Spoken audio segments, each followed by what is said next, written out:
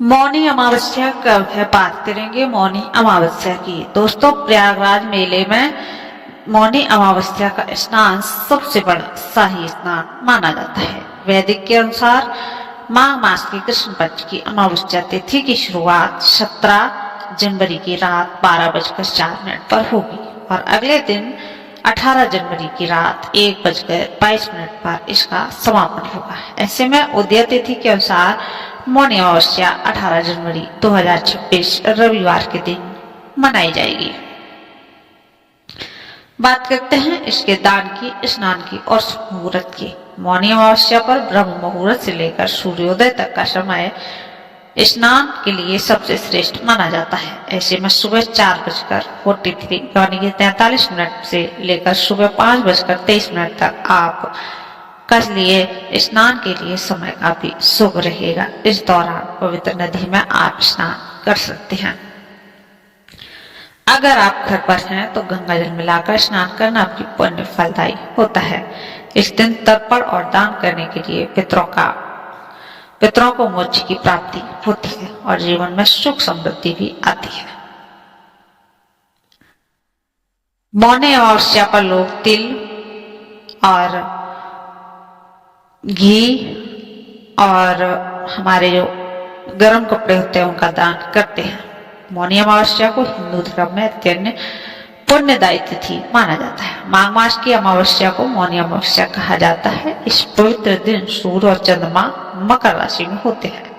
ऐसे में स्नान, दान, जप, तप और पितरों का तर्पण करने के लिए इस दिन से शुभ दिन और कोई नहीं माना जाता है। मौनी अमावस्या के दिन ब्रह्म मुहूर्त में पवित्र नदियों में स्नान का विशेष महत्व होता है। इससे पुण्य लाभ मिलता है और जीवन में सुख समृद्धि आती है।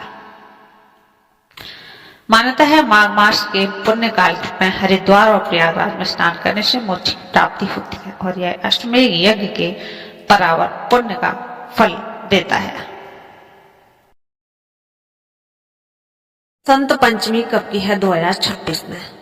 तो दोस्तों, बसंत पंचमी की तिथि 23 जनवरी को अर्धरात्रि 2:28 पर शुरू होगी और तिथि का समापन 24 जनवरी 2026 को अर्धरात्रि में 1:46 पर हो जाएगा। इस दिन सरस्वती पूजा का सबसे शुभ समय सुबह 7:15 से लेकर 12 दोपहर के 50 तक रहेगा। मान्यता है कि इस समय पूजा करने से अच्छे फल मिलते हैं।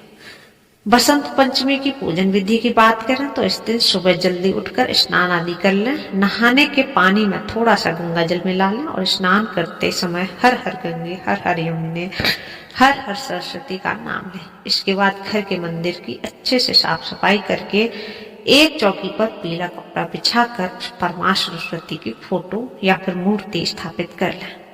माँ के सामने घी का दीपक जलाएं और पीले फूल अर्पित करें। हल्दी या पीले रंग का तिलक लगाएं और पीली मिठाई का भोग लगाएं।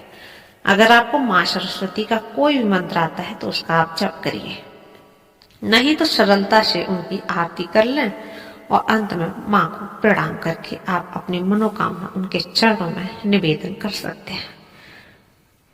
बसंत पंचमी का महत्व क्या है? बसंत पंचमी से बसंत ऋतु की शुरुआत हो जाती है। यह त्योहार प्रेम और उल्लास से जुड़े मदनोत्सव से भी जुड़ा।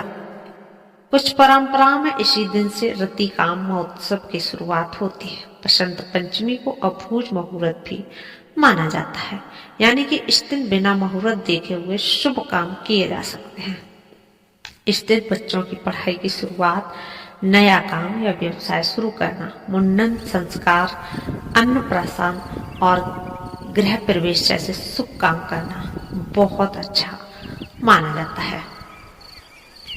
माता सरस्वती को शारदा देवी भी कहा जाता है। बसंत पंचमी को श्री पंचमी और सरस्वती पूजा के नाम से भी जाना जाता है। धार्मिक मान्यताओं के अनुसार मां सरस्वती का प्राकट्य माघ मास की शुक्ल पक्ष की पंचमी तिथि को हुआ था, इसलिए इस दिन को उनका जन्मदिन भी मनाया जाता है।